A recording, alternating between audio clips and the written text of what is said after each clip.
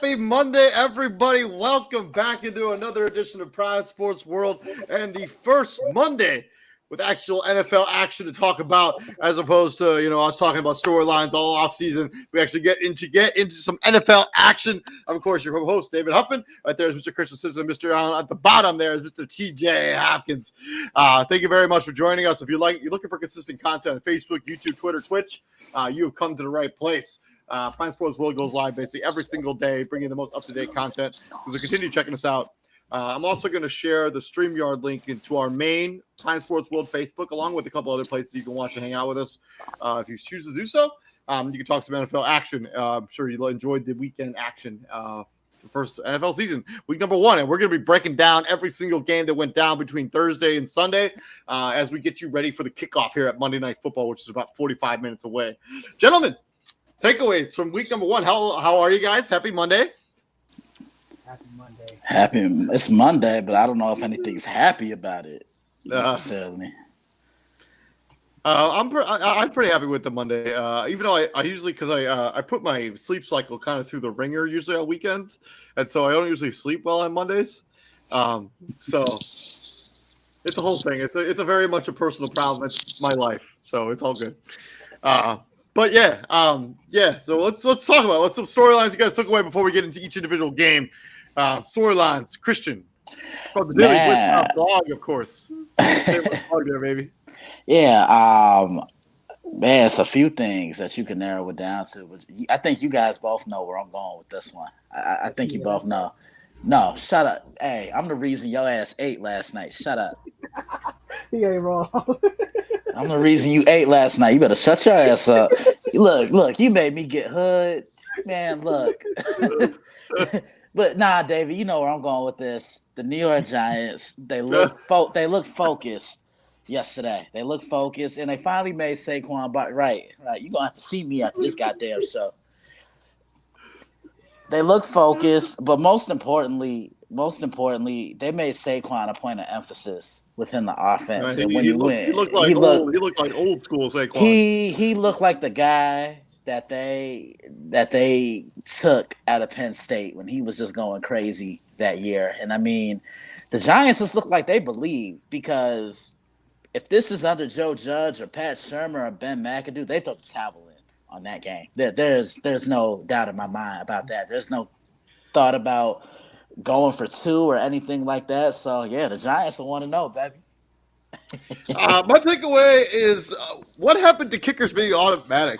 Like, so many kicks was missed during the first week of the NFL season. I mean, Cincinnati, where you had Evan McPherson missing a bunch of kicks. You had Chris Boswell missed a kick.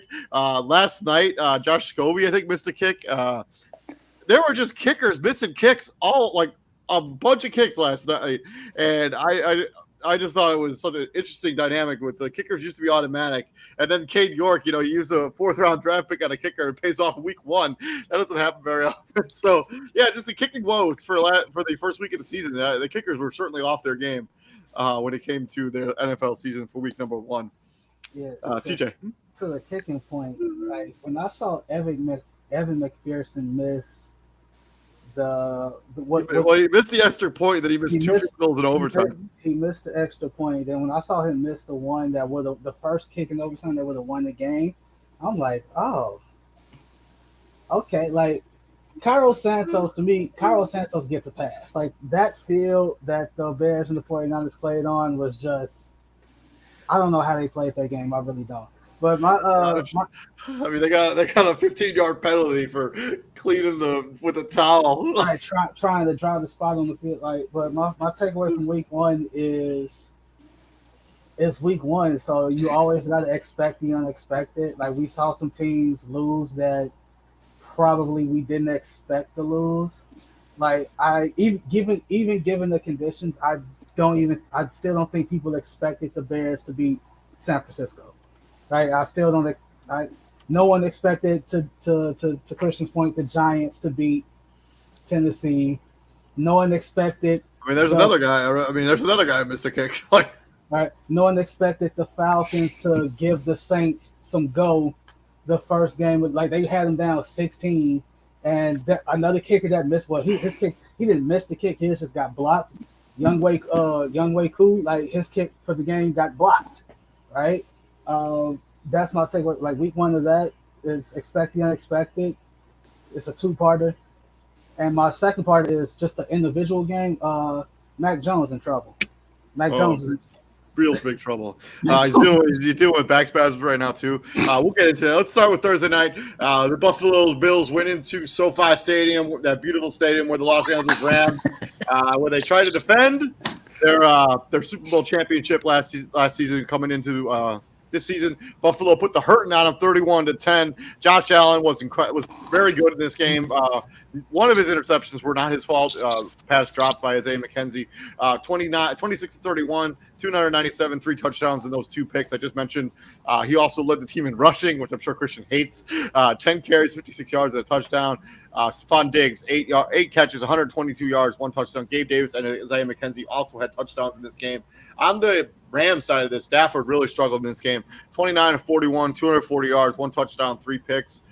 Darrell Henderson shockingly led the Los Angeles Rams in rushing, 13 for 47. Cam Akers only had 3 touches in the entire game.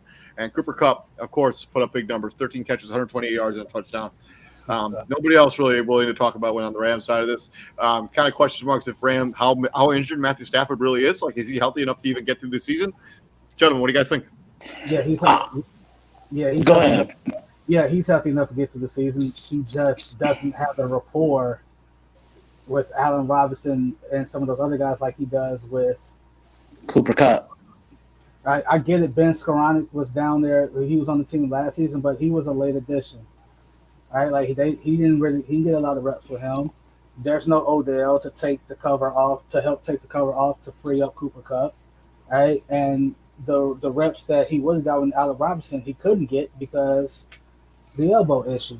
Right now, would I have wished that Allen Robinson got more than 2 targets? Yeah, absolutely. But there's nothing you can do about it. Go back to the drawing board, figure out how to. And Sean McVay addressed that.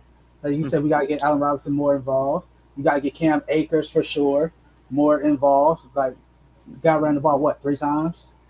Yeah, and that was it.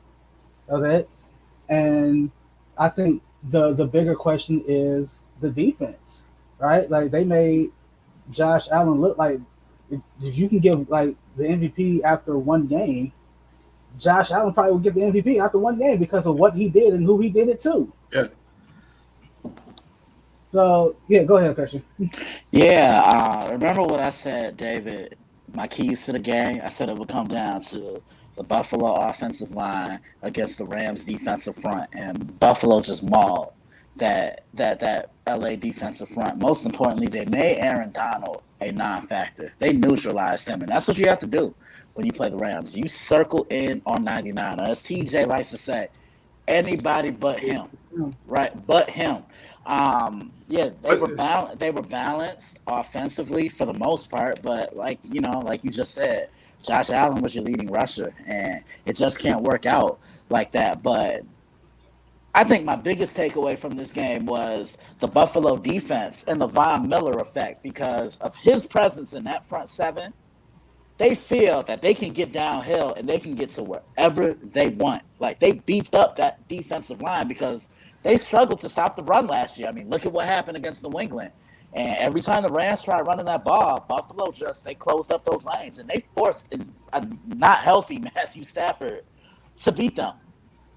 I mean, that was my biggest takeaway from it. I think for me, I mean, like the Von Miller effect on the other side of this team, like we didn't really see that dominant pass rush from the Los Angeles Rams. We talked about this during their season preview episode. How are they going to replace Von Miller? And it just nobody really stepped up and generated a consistent pass rush. Josh Allen basically did whatever he wanted during this game. I mean, if he doesn't, I mean, if it wasn't for that fumble and that basically dropped by Isaiah McKenzie, we're talking about like a 40-point game that they put on the Los Angeles Rams because they basically did whatever they wanted during this game. And yeah, on the Rams side of this, yeah, that pass rush just was non-existent in this game. You need to find a way to generate consistent pressure, or else because their secondary got Jalen Ramsey has had probably the worst 2 games of his life. The last 2 times he's been on the football field. I mean, I know they won the Super Bowl against the Bengals, but he got cooked in that Super Bowl, and he got cooked in this game by Stephon Diggs. And remember, TJ, what did I tell you off the microphone?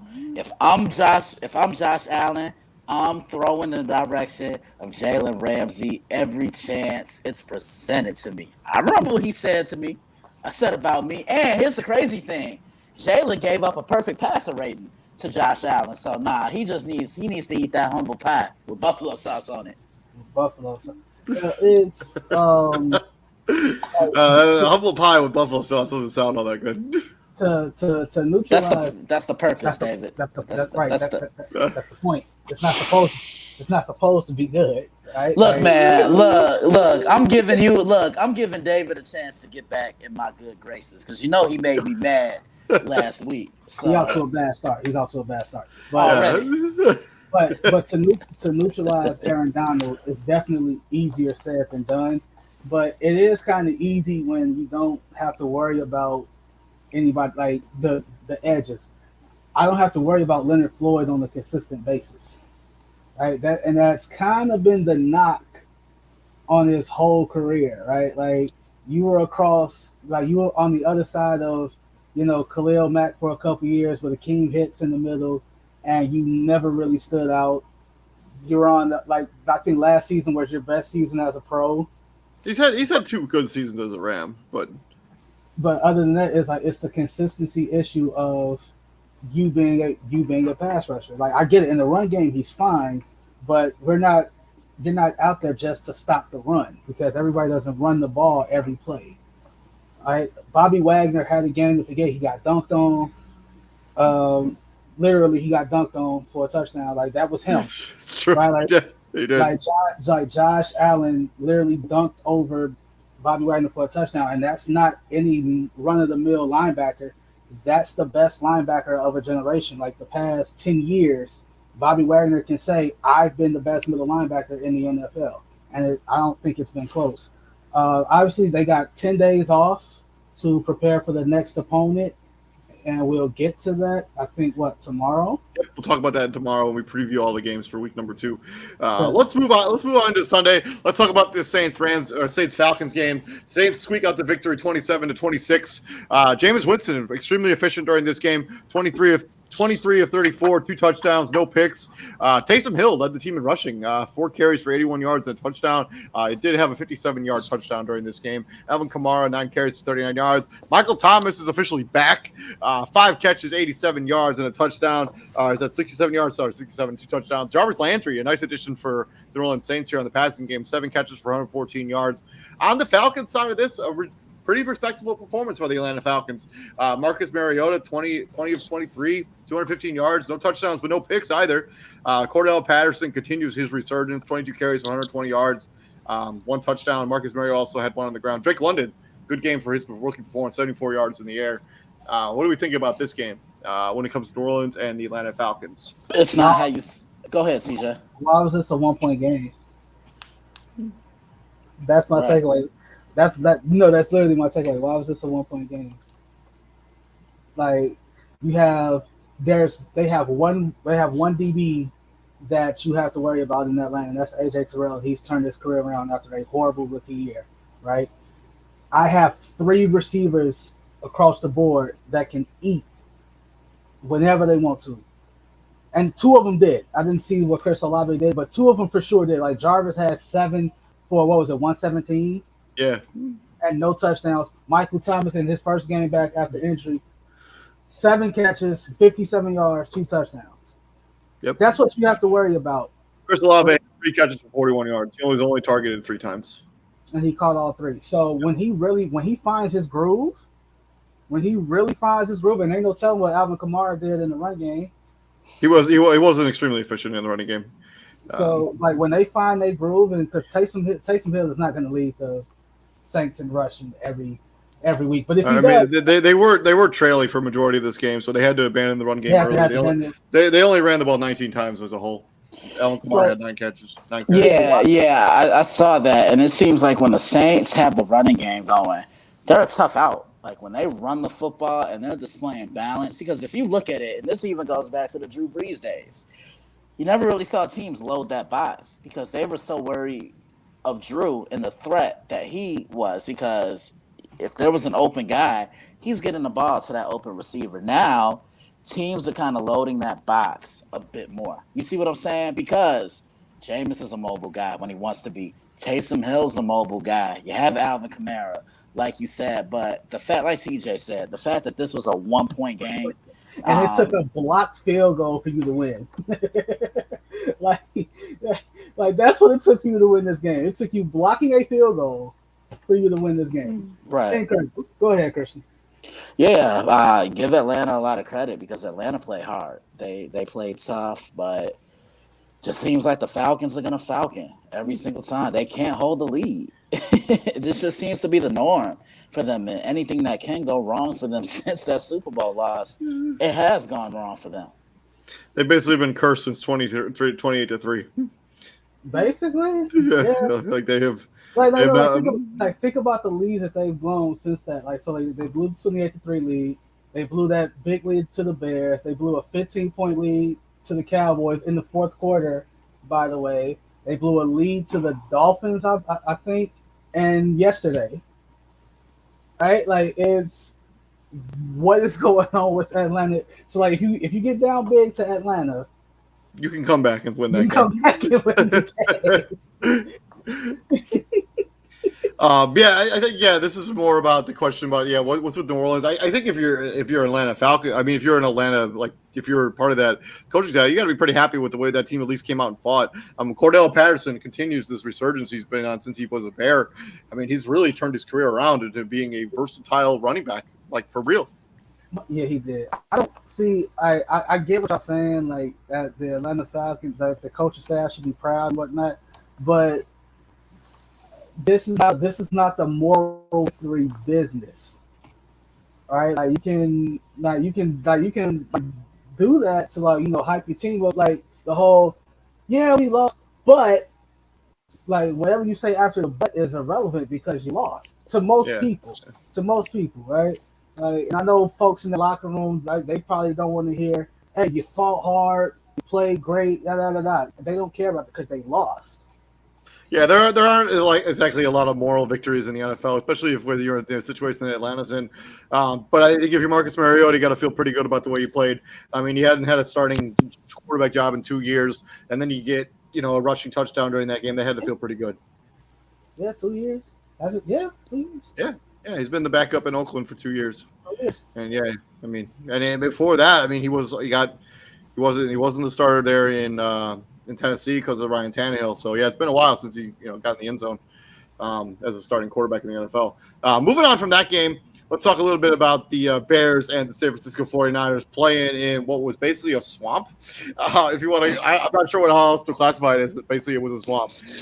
Trey Lance struggled in his first game this season.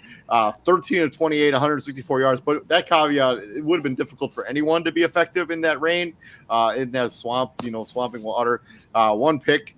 Trey Lance, 13 carries for 54 yards. Deebo Samuel had the rushing touchdown for the San Francisco 49ers. Elijah Mitchell got injured in the first half, or maybe he might have been in the first quarter. He has an MCL sprain. He's going to be out 2 months. So it probably will be Jeff Wilson holding the load for most of the rest of the way, unless they decide to trade for somebody. Juwan Jennings led the team in receiving yards for 62 yards, no touchdowns in the air. Justin Fields played pretty well in this game, actually, at least in the second half. 8 of 17, 121 yards, 2 touchdowns, 1 pick. Khalil Herbert had a rushing touchdown on the ground, and Dante Pettis had a receiving touchdown along with Aquarius St. Brown, who actually, him and his brother scored touchdowns within like a minute apart. Yeah, it was like 3 minutes apart or something like that. But Yeah, it was. It was pretty cool. So yeah, watch this game from start to finish. Literally a tale of two halves. All right, the Bears cannot get the run game going whatsoever. I applaud them for sticking with it though, because they could have easily just said after the first five to 10 carries, like, you know what, it's not there. Just abandon it all. They ran the ball 19 times in the first half. First half alone, they ran the ball 19 times. They didn't go nowhere. They went absolutely nowhere when they handed the ball off to David Montgomery or Khalil Herbert in the backfield. They went nowhere. It's the fact that they stuck with it that I applaud. And my hat's off to the coaching staff, because Khalil Herbert in the post game literally said, like, in the locker room, Eberflus and Getsy, they went to the drawing board and said, all right, this isn't working. We're going to have to do this X, Y, and Z. And it showed in the second half. Like, they were a completely different team in the second half. Starting off with the broken, what everybody calls it a broken play, like when Justin Fields rolled out to the left, and Dante Pettis was just sitting there wide open, like he was just sitting there.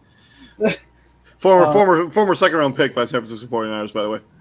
So it's got to feel good for him to get back on his old team. Right. What I'm not gonna do is paint excuses for the 49ers. Like, for months leading up to this game, all we heard was they're going to kill the Bears. The Bears have the worst offensive line in football. They're failing Justin Fields, this, that, and the third. And now the game comes and you lose the game, and, oh, the field was terrible. The Bears played on the same field.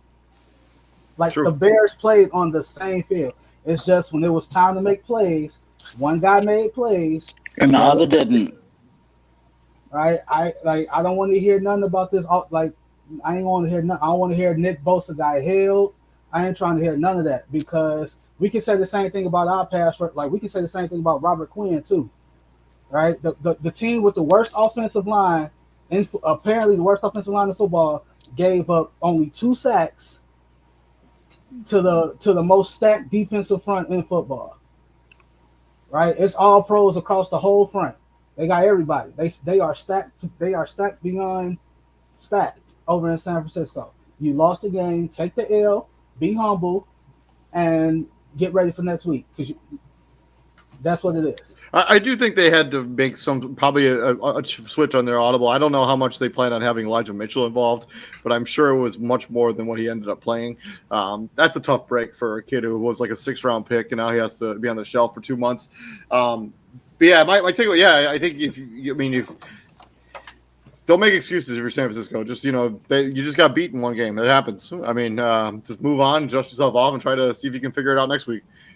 Christian, takeaways before we move on to the next one. They utilized Justin Fields to a skill set. They let him move around, let him use his mobility. You wouldn't have seen that if that were Matt Nagy coaching that game yesterday. Good win for the Bears, a win that they had to grind it out, and I pretty much echo all of TJ's sentiments. Moving on to the battle in the AFC North. From one NFC North team to now the battle in the AFC North. We got the Pittsburgh Steelers rolling into Cincinnati and coming out with the W 23-20 in overtime. finally Chris Boswell was able to make a kick in this game. Mitch Trubisky, 21 of 38, 194 yards. He did have a touchdown in this game. Chase Claypool was the leading rusher for the Pittsburgh Steelers. Najee Harris is having some work done on his foot. They're looking for lab results, and TJ Watt, who had a monster game. Wait, who'd you say? You said Najee? Oh, the X-ray result. They came back. He's good. They're negative. He's gonna play.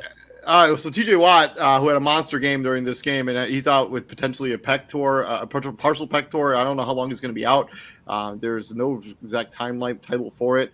The MRI, second opinion, so we'll see. Back to the stats. Chase Claypool, 6 carries for 36 yards. Pat Freiermuth led the team in receiving yards with 75. On the Bengals side of this, they turned it over 5 times, and we're still at an absolute chance to win this. Joe Burrow, 33 of 53, 2 touchdowns, 4 picks. Joe Mixon, 27 of 82. Jamar Chase had a touchdown. Tyler Boyd had a touchdown. Jamar Chase also has 10 catches in this game. Takeaways.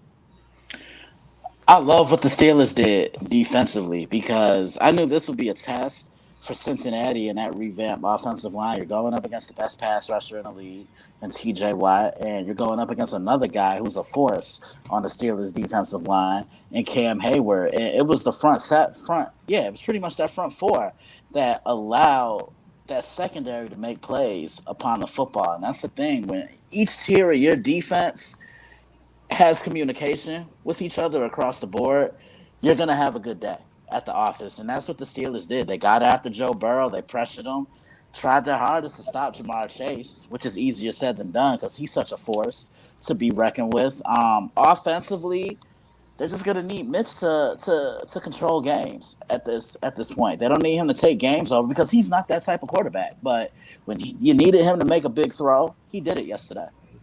Deontay Johnson had one of the best catches of the week.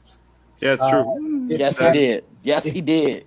If you haven't seen it, go see it, please. Because I was looking at that, I'm like, no, he didn't. So, David, I was wrong. Deontay Johnson is the number 1 wide receiver. I mean, it was 1 catch. Let's pump the brakes here a little bit. Look at the game he had, though. He did have a good game. Like come on. I do like DeAndre Johnson. I have him in a. You know. I like the rapport that Trubisky had with Pat Freiermuth. Freiermuth, yeah. But what I don't like is the fact that you got 5 takeaways from this game and you almost lost. Yeah, their offense was only able to generate 16 points in this game because they got a touchdown, from. And they got a pick 6 from Minkah Fitzpatrick. So who had the game of his life yesterday. That's why they paid him. That's why they paid him all those. But I mean, look at the force he is. He's their best secondary player they've had since Troy Polamalu. They haven't really had a guy come in and solidify things in that back end like Troy. No, absolutely. And so I'm watching that game, and every time they made a big play, so Joe Burrow got sacked 7 times. He had 9 passes, but the defense broke up 9 passes. They had 11 quarterback hits, and every time they did something, I just think of Michael Jordan in Last Dance. I took that personal. It became personal to me. That was that game. It was personal, right? You got embarrassed by this team a year ago. They swept you, right? They swept them. Yeah, they won three in a row. They had lost to the Cincinnati Bengals before, obviously yesterday. So you get swept, and then it sucks. It sucks about TJ Watt. So he's going to get a second and third opinion. So that tells me if he hears something that he liked, he's just gonna put some duct tape on it and get out there. But I wouldn't recommend that. The X-rays on Najee Harris's foot came back negative. So I think week 2 they play the Patriots, so he's going to play. I think that Najee Harris storyline is going to be something they're going to be watching for the entire season. Yeah, that's going to be. It's the Liz Frank or whatever it is. So, that's going to be a weekly. That's going to be a weekly thing. Yeah. TJ, the Steelers, they played with that black Air Force One energy. Yeah. I would run through a brick wall for Mike Tomlin. Yeah, he's one of those coaches. He's one of those coaches. I mean, he's such a motivator of men. You see what I mean? And when he speaks, everybody listens. Yeah, And I mean, he's just one of those guys that really brings out the best in you. That team knew they had a chance. And I think when I look at the Steelers, they're kind of embracing that underdog role because just like last year, said the same thing. You've heard about every other team in the AFC. You've heard about literally the entire AFC West. That's 4 teams right there: Kansas City, the Raiders, the Chargers, the Broncos. You're hearing about Baltimore. Cincinnati came out the conference, and they're in your division. Indianapolis, Tennessee, Miami, all these teams making these moves, and I think the Steelers kind of get lost in the shuffle a little bit. Mm-hmm. Definitely. Moving on from this game, let's swing back into the NFC. We talk about the Philadelphia Eagles going to Detroit and squeaking out a victory there after being up big and letting Detroit kind of sneak back into the game. Philadelphia 38. The Detroit Lions 35. Jalen Hurts 18 of 32, 243, no touchdowns, no picks. Everybody was eating on their rushing attack. 4 rushing touchdowns, one for every single running back plus Jalen Hurts, who had a touch in this game. AJ Brown, who felt his presence felt immediately, traded for him. 10 catches, 155 yards. They averaged 5.5 yards a carry in this game. And the Lions are a very respectful game. Jared Goff, 21 of 37, 215, 2 touchdowns, 1 pick. DeAndre Swift, 15 carries, 144 yards. He averaged almost 10 yards a carry.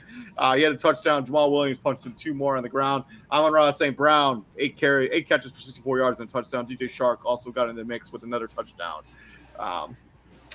Thoughts?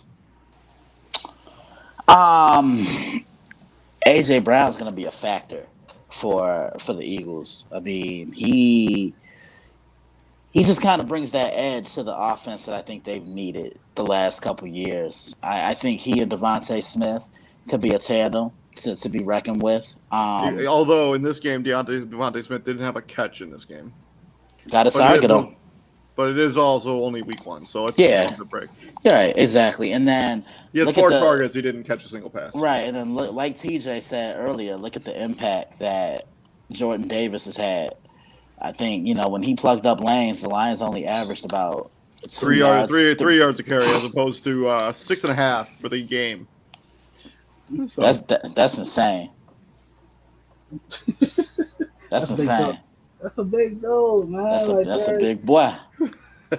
It's like they go from Fletcher Cox to whenever he retires. Hey, Jordan Davis, just fill right in, bro. We're gonna pick up right where we left off, and it's just like, first off, it's not fair. It's just not for him to be that big and move the way that he does. It just doesn't sit right with me. Yeah, AJ Brown definitely made his presence felt early. Not to mention the Lions secondary.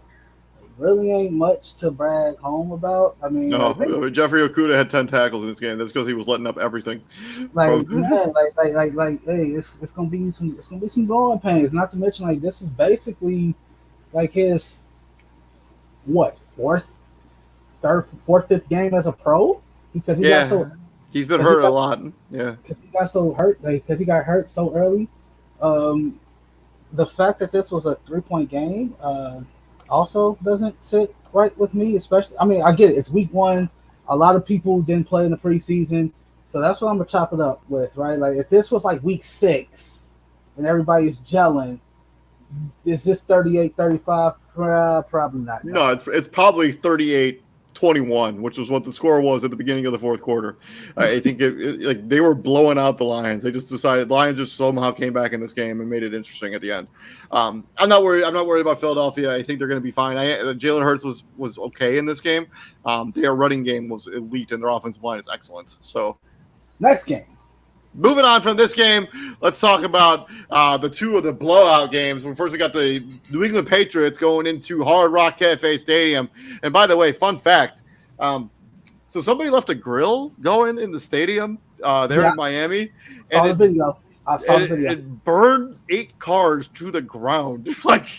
So whoever owned that grill, I hope 2 things. I hope you got insurance. Yeah. And I hope you got a bag because you fixing all of that stuff, bro. That is all coming out of your pocket. And back into the football game, the New England Patriots fall 7-20. Never really involved in this game at all. Mac Jones, 21 of 30. He had a fumble, the fumble that went into the end zone. One touchdown, one pick. Damian Harris, 9 carries and 48 yards. They were trailing by a lot early, so they had to abandon the run a little bit. Jacoby Myers led the team in rushing yards, or receiving 4 catches for 55 yards. Not really much to talk about when it comes to New England offense side of this. Miami, on their other hand, Tua, surprisingly efficient, 23 of 33, 270 yards and a touchdown. Chase Edmonds, 12 carries for 25 yards. And then Tyreek Hill and Jalen Waddle had big games, 8 catches for 94, 4 for 69 and a touchdown for Jalen Waddle, respectively. I think Jalen Waddle's touchdown came in like 4th down. But yeah, Miami looked good in the first game of the season. Yeah, they look good. Yeah, they definitely look good. Found ways to get Tyreek the ball because they knew what Bill Belichick was going to do. Try and double who it is that you want to get the ball to, and they just found ways to counterattack it and go around it. Mac Jones is dealing with back spasm after this game. Basically, he's day-to-day with that injury. TJ, takeaways. Yeah, one of the highlights that went viral was the Patriots. I think he's a rookie DB. Can't think of his name. He had a pick. He thought he had a pick, and then Tyreek Hill said, "No, you don't." And just take it.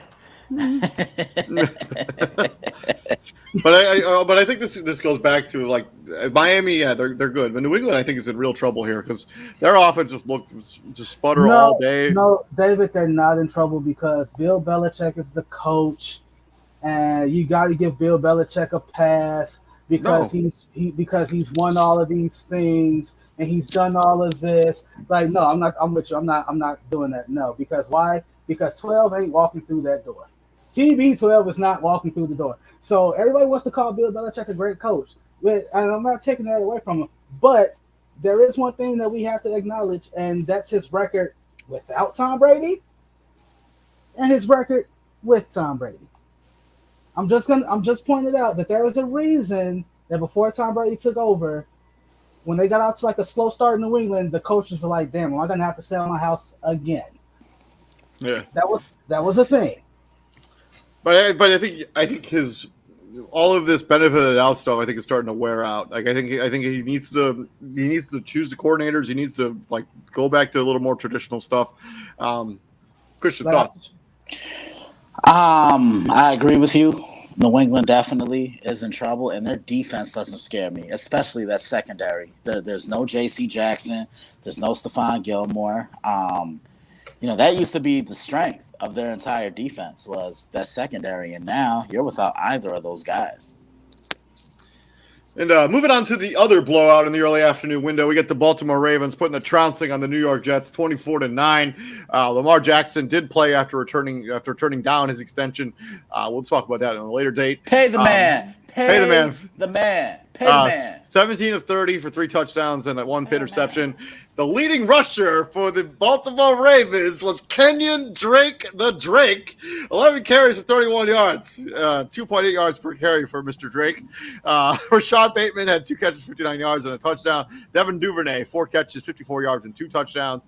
On the Jets side of this, Joe Flacco going up against his old team, 37 of 59, 307 yards, 1 touchdown, 1 pick. Michael Carter led the team rushing 10 carries for 60 yards. He actually averaged 6 yards a carry, which isn't too bad. Corey Davis led the team in receiving yards, 6 catches for 77 yards. And Tyler Conklin, the former Minnesota Viking, had the lone touchdown for the Jets. Thoughts? Lamar can throw it when he has the time in the pocket. And, I think the Jets said, look, if you're going to beat us, we're going to dare you to throw it with your arm. And he did that. The Jets still have a lot of work to do. Baltimore, when healthy, you see the difference. I think that can be said for every other team in the National Football League. But being healthy definitely does make an immense difference. Yeah, secondary healthy, quarterback healthy. Devin Duvernay may have discovered something. We talked about him a little bit in the offseason. Like, this is the guy that they've diagnosed as being the guy who's going to be their number 1 wide receiver potentially this season. 2 touchdowns in his opening week. I know his catch rate to touchdown is something pretty unattainable. There's no way he's going to get a touchdown every other catch. That would be pretty absurd. But in week 1, you got to be happy with what you saw. out of this offense and out of the Ravens. If you're the Jets, I mean, you're not even starting the quarterback you thought you'd be this season. So,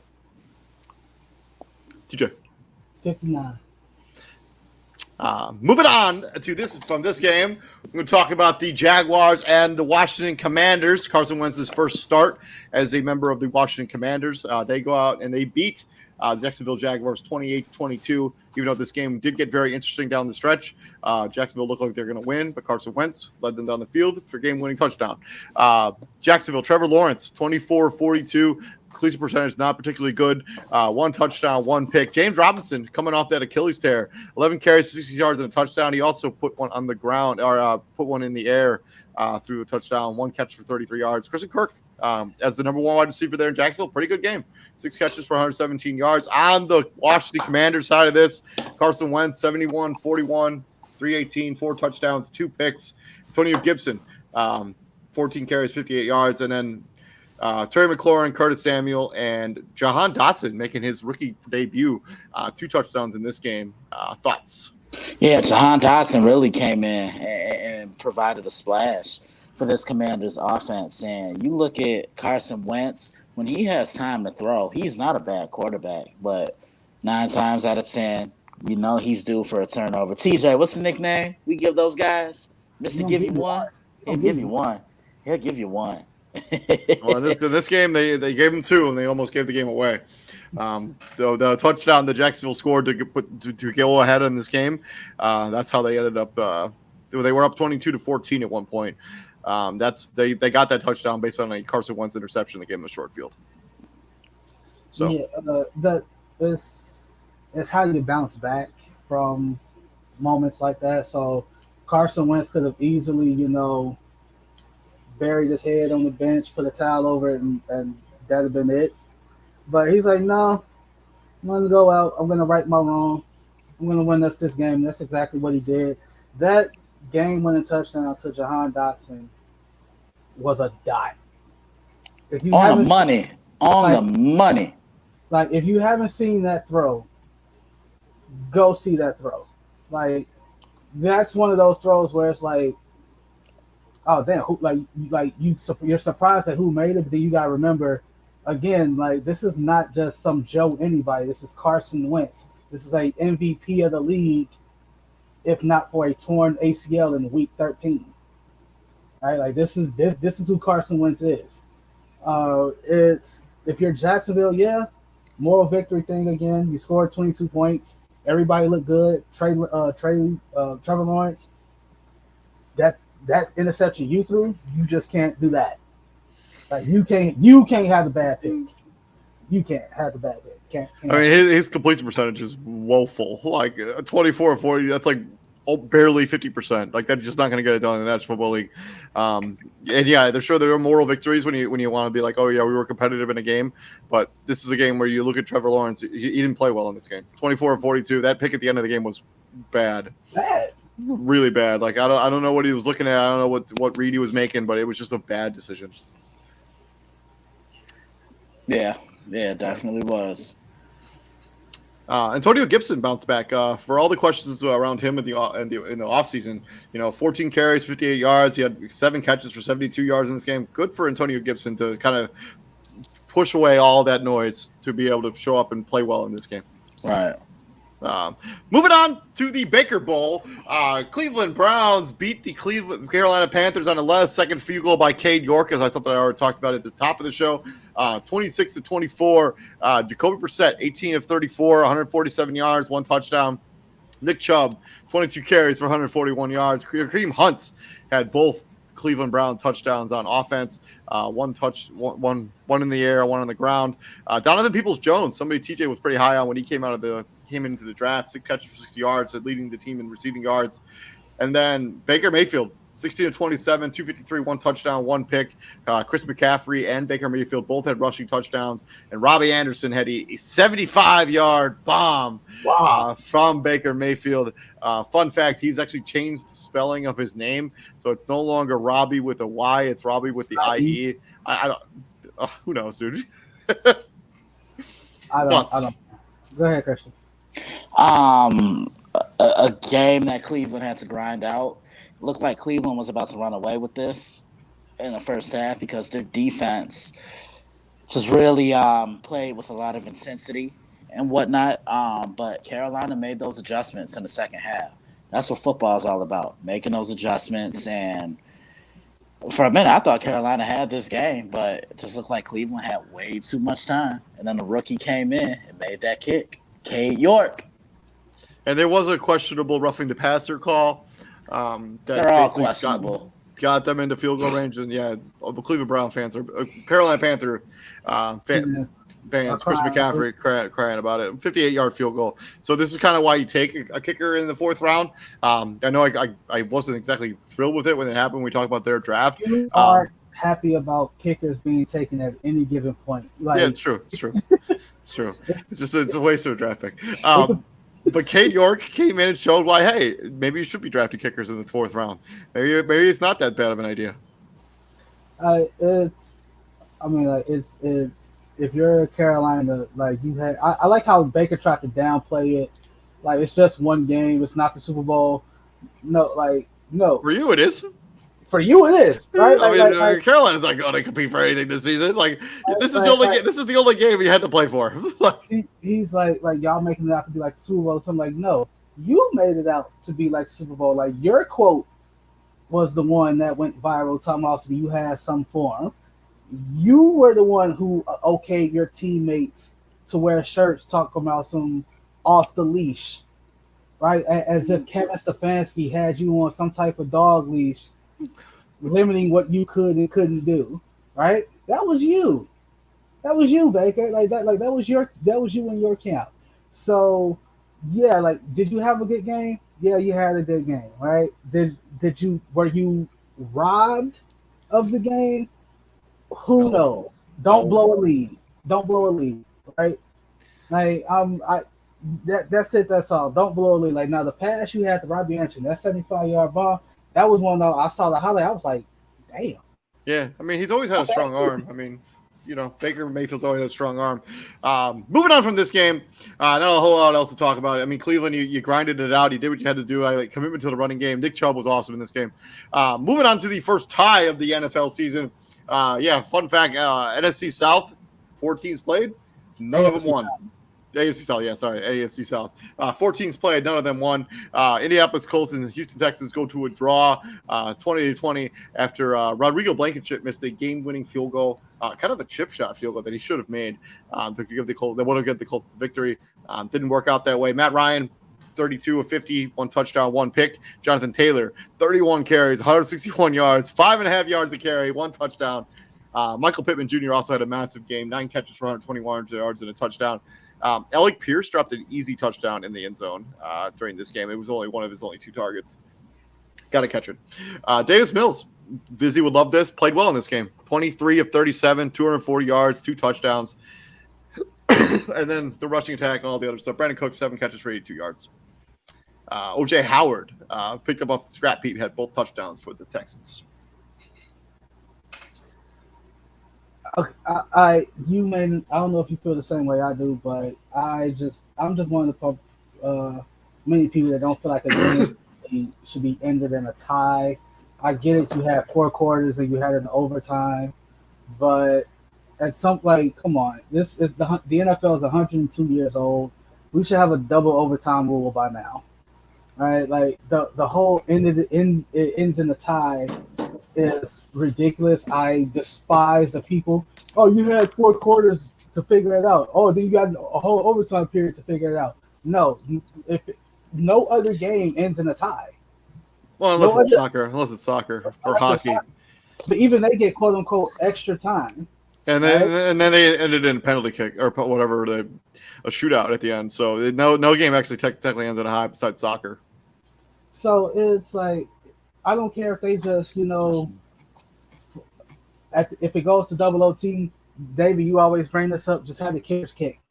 Start from the distance of an extra point, and go back every 5 until somebody misses, and then last man standing. Whoever this is the NFL is 102 years old. No more ties.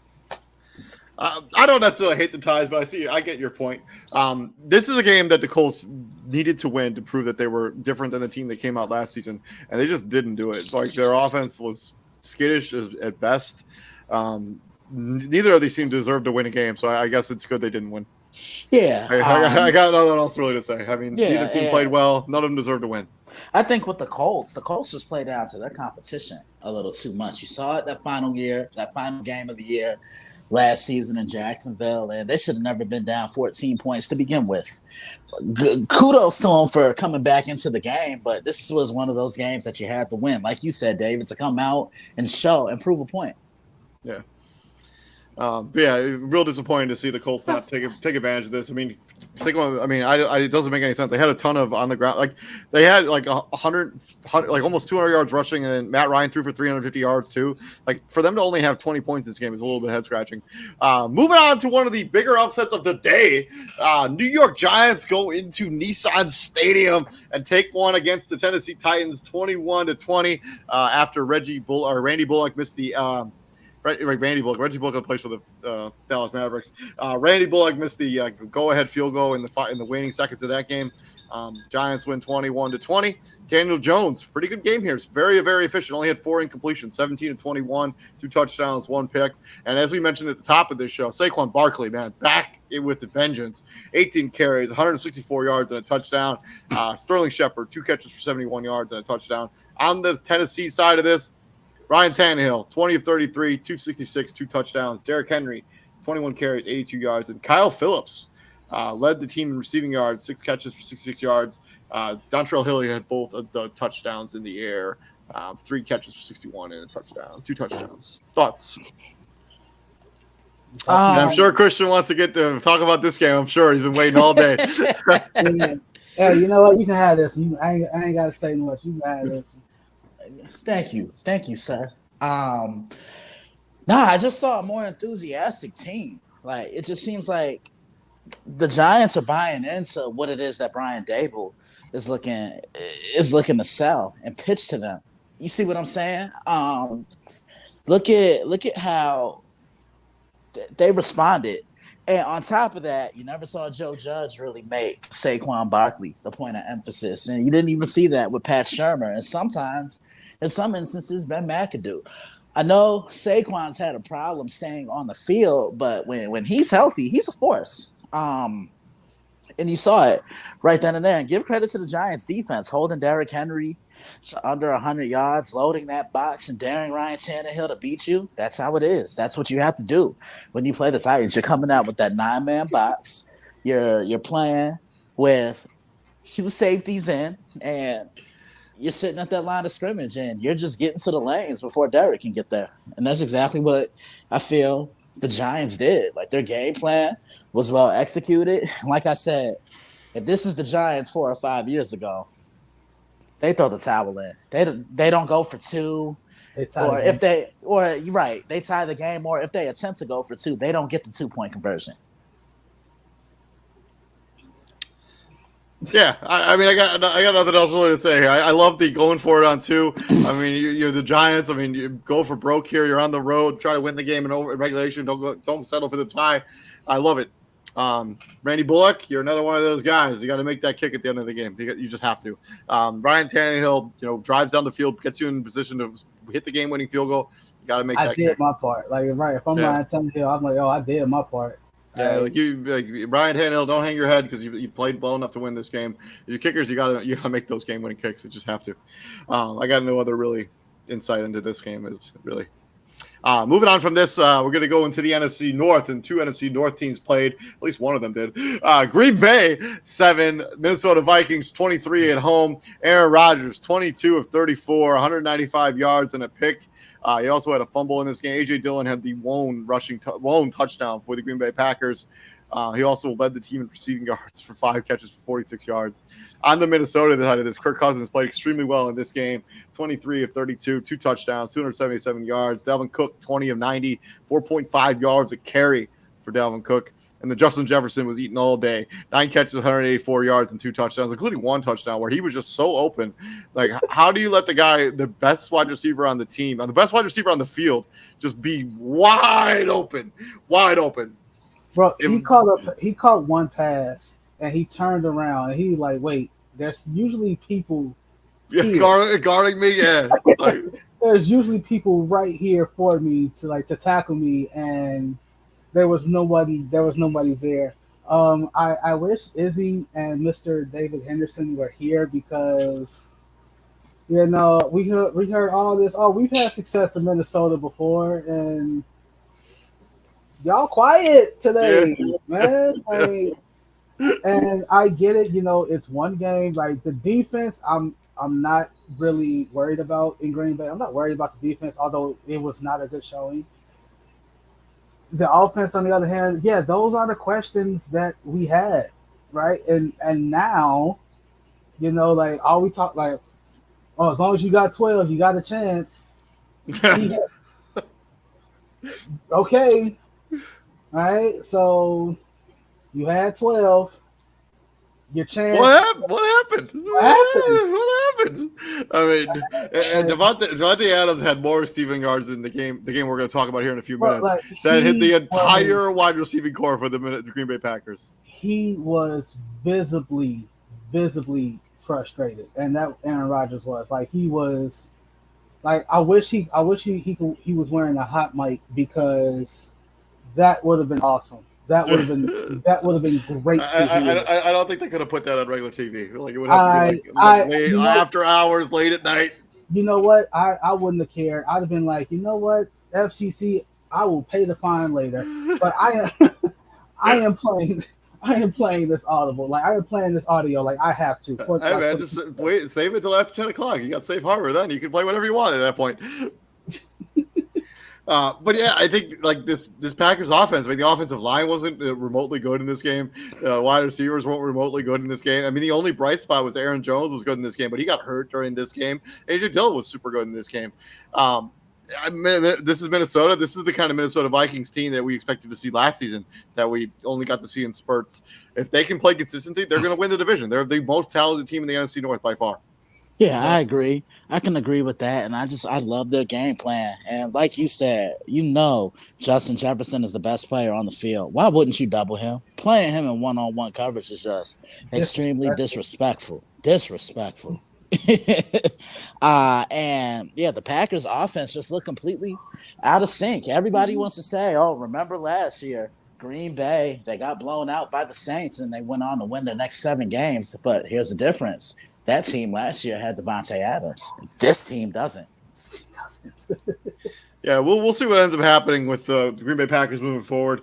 We'll talk about them when we preview their Week 2 matchup tomorrow. Let's move on into one of the other late window games.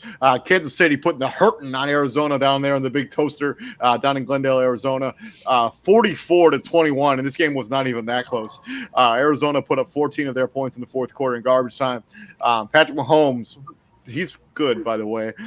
30 of 39, 5 touchdowns. The running game was going. They averaged 4.7 yards a carry and had 1 touchdown. Travis Kelce, right on his way to being the offensive player of the year. 8 catches, 121 yards and a touchdown. Kyle was there, had 2 more. Nico Hartman had 1. And Jody Forson, another tight end, had another touchdown in this game. On the Arizona Cardinals side of this, 22 of 34 for Kyler Murray, 193 yards and 2 touchdowns. He also led the team in rushing. James Conner had 1 on the ground. And then Marquise Brown and Zach Ertz caught the touchdowns in garbage time for the Arizona Cardinals. Just thoughts on this blowout. Patrick Mahomes is still that dude. Plain and simple. He's still that guy. I mean, remember, TJ, we were watching that NFL Top 100, Top 10 player, and the players ranked him at number 8. That was his Michael Jordan moment. He took it personally. He took it personal. That's it. Everybody want to talk about Josh Allen and Justin Herbert and Joe Burrow. Pat Mahomes say, "Allow me to reintroduce myself." Right? Like he literally looked to the Cardinal sideline. He's like, "That's 4." Like, and he was angry when he said, "He like that's 4." I'm like, "Okay, Okay, Pat. I mean, if they had taken the reins off of him, I think he could have easily scored 5 more touchdowns than he wanted to. Like, you know it. You're like, okay, so for those that this game was on CBS. This was the 3:30 game on CBS, right? It got so bad they took it off of CBS. They took the game like they were like, you know what? This game isn't competitive, so we're gonna switch you over to the Bengals and the Steelers. We're gonna give you guys something to watch, and or wherever game was on. I think it was the Chargers Raiders. Well, depending on where you are, where you were like locally, I think, because like that game was over. And then I remember watching it completely because I was like I looked away and then I looked back and I'm like, wait a minute, this ain't the game I was watching. Like, yeah, it was bad. And Arizona, y'all missing, I think they missed DeAndre Hopkins. I'm just a little bit, yeah. Damn sure. Just a little bit. So, yeah. He took the first. Definitely, 100%. Yeah, Patrick Mahomes was like, "Yeah, you want to disrespect me? You think I can't win without Tyreek Hill? I'll show you. I'll win. I'll put up 40 points without him. I'll show you what's up." To the final game of the late afternoon window, we had a bit of a barn burner here. Las Vegas Raiders and the Los Angeles Chargers going at it. Chargers coming out with the victory, 24-19. Khalil Mack had 3 sacks in this game. Derek Carr, 22 of 37, 295, 2 touchdowns, and 3 picks in this game. Josh Jacobs had a pretty decent game, averaging 5.7 yards a carry. Devontae Adams did have a receiving touchdown, 10 catches for 141 yards. Darren Waller, fresh off that new extension. If you want to see what Christian thought about the extension, there's an article on his website right now. 4 catches for 79 yards, and Brandon Bolden had the other receiving touchdown for the Raiders. On the Chargers side of this, 26-34 for Justin Herbert, 3 touchdowns. Austin Eckler, 14 carries for 36 yards. Not that impressive. 2.6 yards a carry.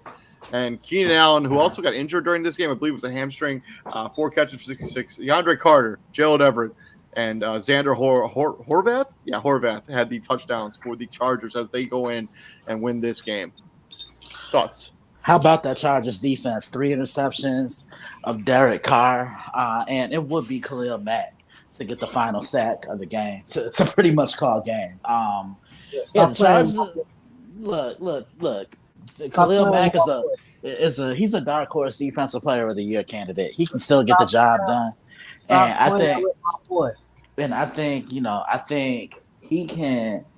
he's gonna play with a chip on his shoulder this year. Everybody thought he was kind of washed up his last few years in Chicago, but you put him on any defense and he has an impact. I mean, whenever he's healthy, he's been productive. The problem is he hasn't been healthy the last 3 seasons. All right, there's a new look, new start, new hope, everything.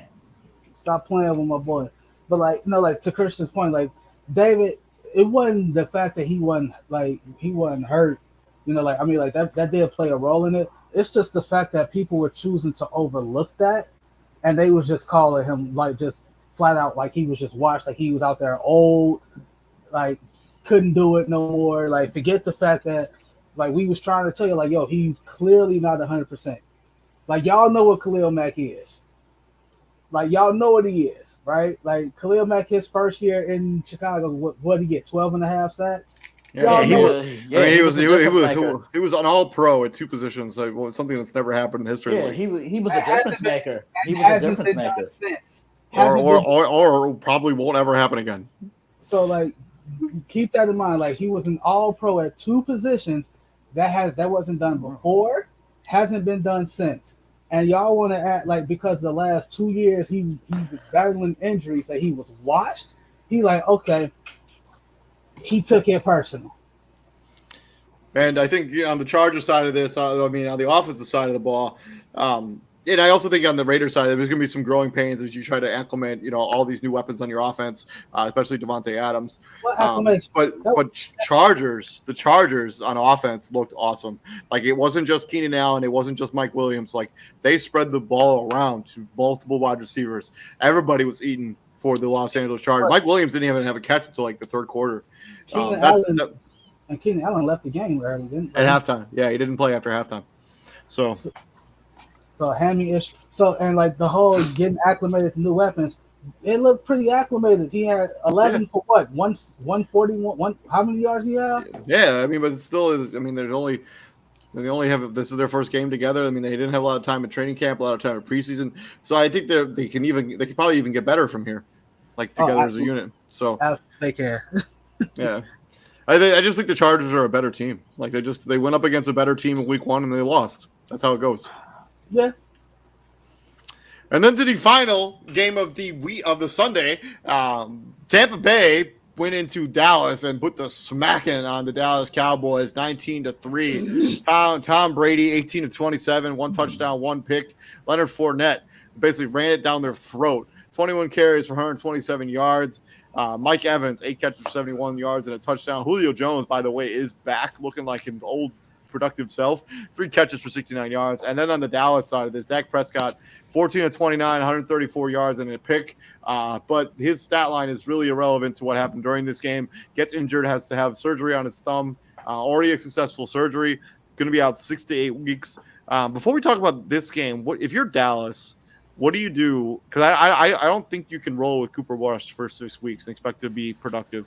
Are you going to try to make a trade for a veteran quarterback to come in? Yeah, I think you have to at this point because I just don't think Cooper Rush is your guy. And if you do want to stick to Cooper Rush, you're going to have to build this offense around Ezekiel Elliott. Everybody wants to say he's washed, but my thing is... I mean, their offensive line wasn't remotely good in this game. No, it wasn't. No, it really wasn't. 10 for what, 52? Ezekiel Elliott, 10 carries, 52 yards, 5.2 yards a carry. So, I mean, like, that's good. That looks good, but again, if I'm Ezekiel Elliott, what am I supposed to do with 10 carries? I mean, Tony Pollard had 6 carries for 8 yards. I mean, Noah Brown led the team receiving yards. Like Tony Pollard had what? 6 carries for 8 yards. I thought he was supposed to be better than Zeke. I thought he was better than Zeke. No, nobody ever said that. Yes. Nah. Yes, they did, David. Yes, they did, David. But anyways, so I think if you're Dallas, like, I don't think you can throw away this season based on, who's owning your franchise. And Mike McCarthy, you are coaching for your job. You may not know it, but you are. If you don't, he first probably does know it. They gotta get San Francisco on the fly, and they gotta get somebody in here who can be a productive quarterback for the next 8 weeks. I would trade for Jimmy Garoppolo. If you have to give up a 4th round pick, it's worth it. I agree. They might have to come off more than a 4th round pick. I mean, if I'm San Francisco, I'm not giving it away, especially somebody in my own conference. Yeah, you want Jimmy Garoppolo? You guys are in a tough spot. How would you give us a third? A third round pick and Anthony Brown or a late event or something. Back to the action on the football field. Yeah, Ezekiel Elliott, 10 carries, 52 yards. Noah Brown, 5 catches for 68 yards. This is a Dallas Cowboys offense that was really missing Amari Cooper, really missing Michael Gallup, who should be coming back here in a couple weeks.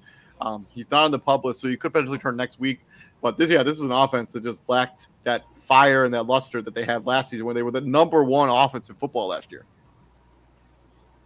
Yeah, it was ugly to watch. I mean, I think that the new storyline now is the whole the chip block that Leonard Fournette laid on Micah Parsons. I'm like, that's how you slow down a pass. That's how you slow down a pass. You hit him into the air, dude. That was wild. He laid his ass out, and so the couple times that the Buccaneers went into the red zone, right? Like, he ended both drives. Michael Parsons did by sacking Tom Brady, and I'm like, they're gonna. Me and Christian follow each other on Twitter. I'm like, they're gonna have to chip him. They're gonna have to chip Michael Parsons.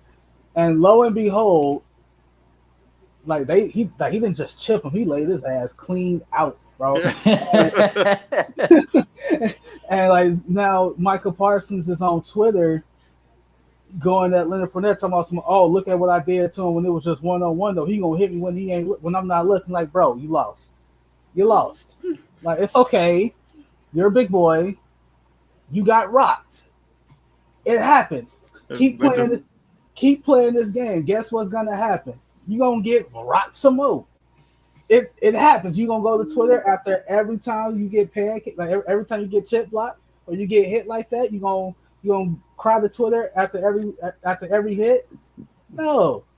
Dust it off, back to the drawing board, try again next week.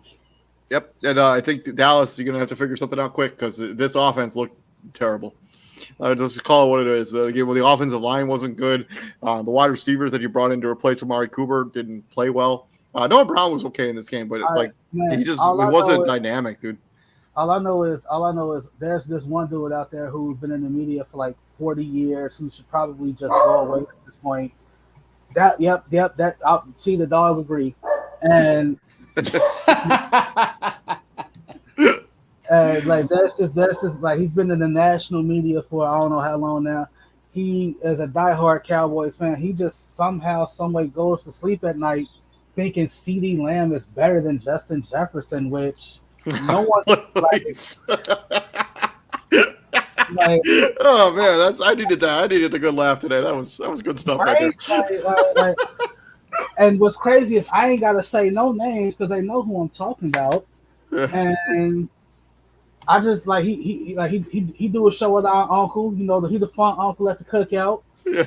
You know, he be on that Miles and on that he be on the Miles and that hen dog. You know, that guy, his partner. He be with him. Like, you know, he the one that thinks CeeDee Lamb better than Justin Jefferson. You know, that's just rude. That's just rude. Real quick before we get up out of here, Monday Night Football is happening right now. We're in the 2 minutes left in the first quarter. Seattle is up 7-3 on Denver. Both teams have had the football exactly one time. Both of them put points on the board. We'll talk about that game tomorrow. Gentlemen, this has been our week number 1 recap so far. We're going to be breaking down Monday Night Football tomorrow, and we're going to make our predictions for week number 2. So you don't want to miss that content. I've been David Huffman, right there, TJ Hopkins, and then Christian Simpson. Gentlemen, what we do here at the Prime, my friends? We bring the heat. The heat. Yes, sir. The heat. It's pretty cold here in Fort Wayne, Indiana, by the way. It was like 50 degrees when I woke up this morning. Hey, it was okay. It was all right. I wasn't expecting it, but it was okay. We'll see you guys all tomorrow. You enjoyed the Monday Night Football game. I'll see you all tomorrow. Peace out, guys. Yeah.